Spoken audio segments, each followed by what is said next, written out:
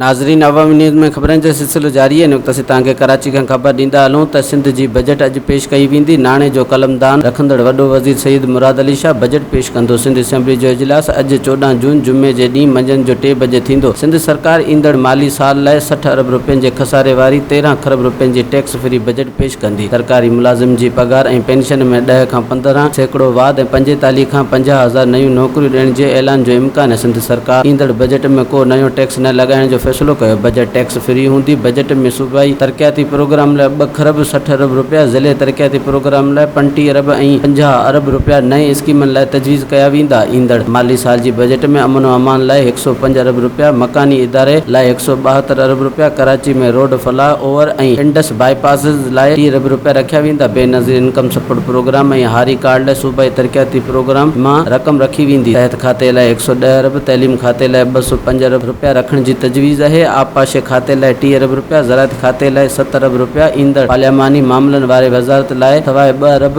Live stock ऐं fisheries खाते लाइ 2.5 अरब रुपया, सिंध असेंबली लाइ 2 अरब 83 करोड़ रुपया ऐं अक़लियतुल मामले वारे वज़ारत लाइ 1.5 अरब रुपया रखिया वेंदा। वधीक ख़बरनि ऐं तफ़सील लाइ विज़िट कयो अवामी news Facebook page, YouTube page ऐं अवामी न्यूज़ वेबसाइट।